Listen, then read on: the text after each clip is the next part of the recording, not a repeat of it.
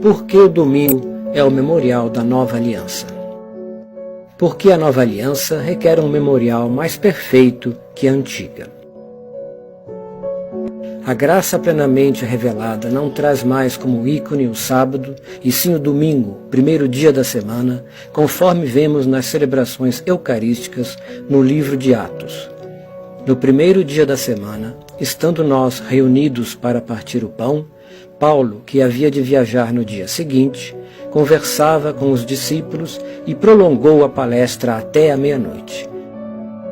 Neste contexto, dizem as Escrituras que a Igreja Apostólica, desde aquela época, perseverava na doutrina dos apóstolos, na reunião em comum, na fração do pão e nas orações.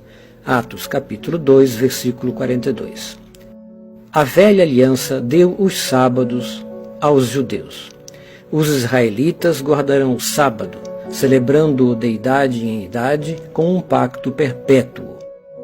Mas, instituída a nova aliança no martírio da cruz, confirmada na ressurreição num domingo, foram elevadas à perfeição todas as leis divinas que traziam princípios imutáveis e atemporais, como a guarda do sábado e o sacrifício de animais, sendo que este último também fora inscrito como mandamento perpétuo.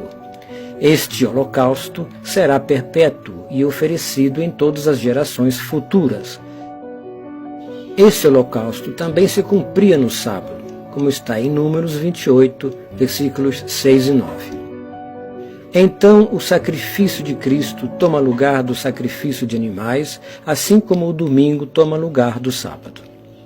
Muda-se a formalidade sem mudar a essência da lei. A essência do sacrifício é a expiação dos pecados, e do sábado é o dia de descanso para se mirar e contemplar todo o amor de Deus através de sua criação. Uma vez em Cristo elevados à perfeição, os cultos arcaicos do dia sabático e do holocausto sionista deixaram a imagem simbólica para tornarem-se uma realidade divina, sendo aperfeiçoados e alterados na forma, mantendo perpétuo e intacto o que lhes é essencial.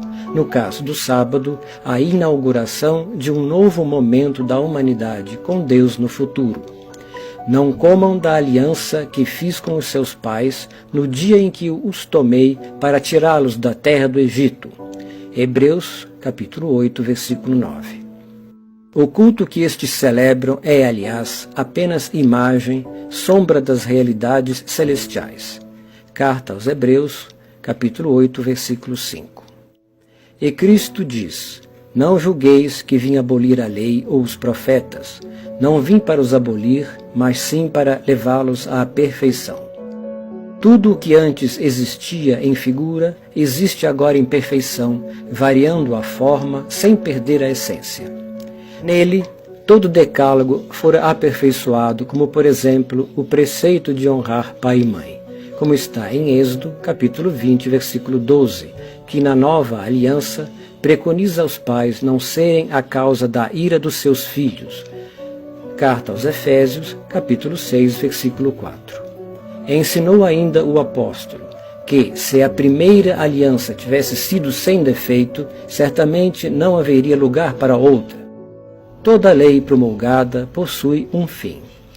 A guarda sabática era para ser levada à perfeição ao se tornar o memorial de vida que apontaria para a ressurreição do Cordeiro verdadeiro, deixando no pretérito o memorial incompleto e imperfeito da morte, lembrado no arcaico holocausto do Cordeiro Pascual, o animal morto e devorado na ocasião do êxodo do Egito. Deuteronômio, capítulo 5, versículo 15.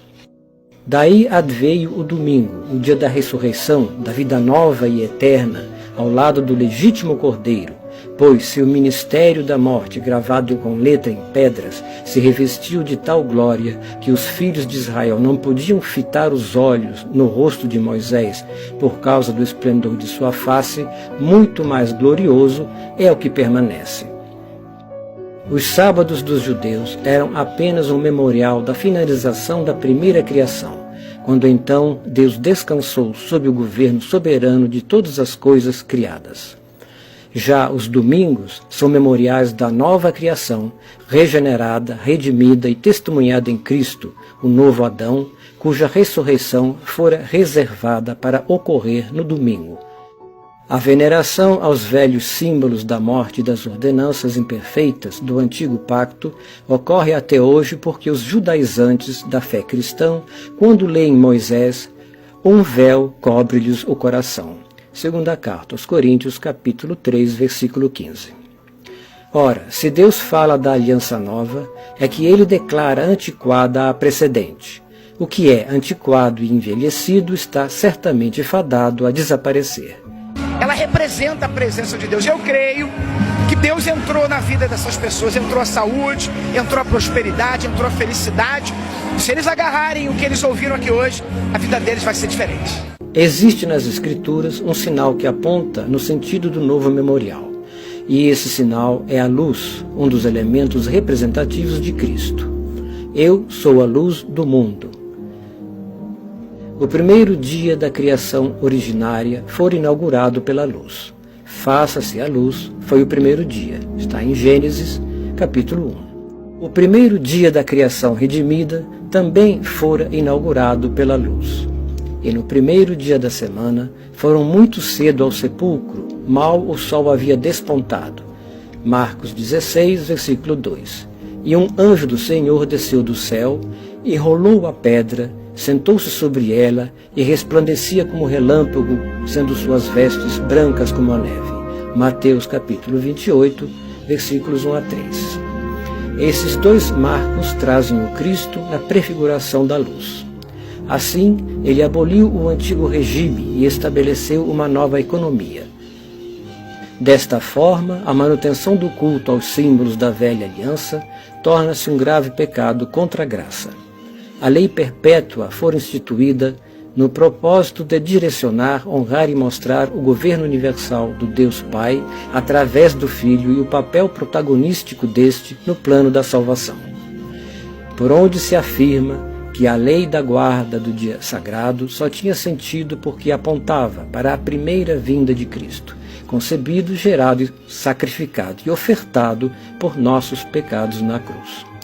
Cultuar em veneração as liturgias cerimonialistas que trazem o regresso ao velho pacto é negar, desprezar a nova aliança, incorrendo em grave pecado. Todas as cerimônias da lei eram uma afirmação de fé. Ora, embora seja a fé que temos em Cristo a mesma que tiveram os antigos patriarcas, eles precederam e nós viemos depois, a mesma fé é expressa por nós e por eles por modos diferentes. A eles foi dito: eis que uma virgem conceberá no seu ventre e dará à luz um filho, sendo o verbo empregado no futuro. Ao contrário, nós o afirmamos com o verbo no passado. Concebeu no seu ventre e deu à luz. Semelhantemente, as cerimônias da lei antiga significavam que Cristo havia de nascer e sofrer, ao passo que os nossos sacramentos significam que nasceu e sofreu. Assim, peca mortalmente quem, afirmando sua fé, pois diz como os judeus que Cristo haverá de nascer. Depois da promessa realizada, deve ela manifestar-se por outro sinal, a saber, o batismo, que assim substitui a circuncisão, conforme diz o apóstolo, capítulo 2. Por isso, o sábado, que significava a criação inicial, foi mudado no domingo em que se comemora a nova criação, começada com a ressurreição de Cristo. Suma teológica da lei e da duração dos preceitos cerimoniais, questão 103, artigos 3 e 4.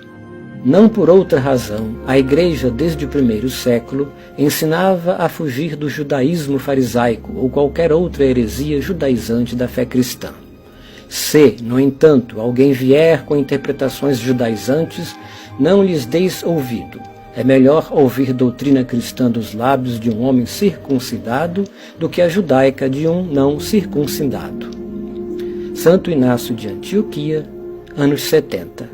Assim, se guardar o dia de descanso, o Shabat, na antiga aliança, tinha por fim contemplar a criação originária, na nova aliança, tem por desiderato contemplar a criação restaurada, trazendo o domingo como representação da ressurreição de toda a carne redimida.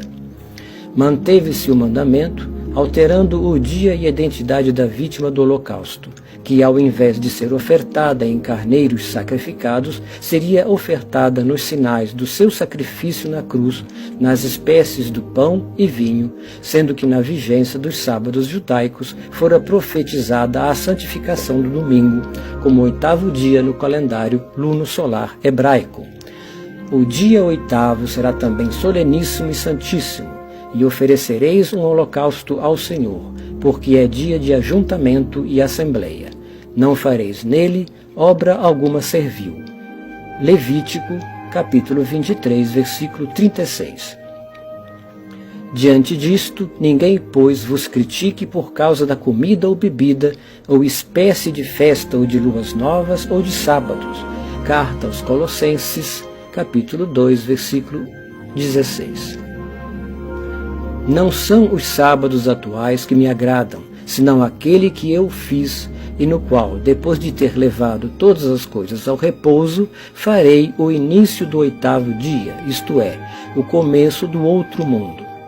Eis porque celebramos como festa alegre o 8º dia, no qual Jesus Cristo ressuscitou dos mortos e, depois de se manifestar, subiu aos céus. Epístola de Barnabás, documento cristão do ano 98, versos 4 a 8.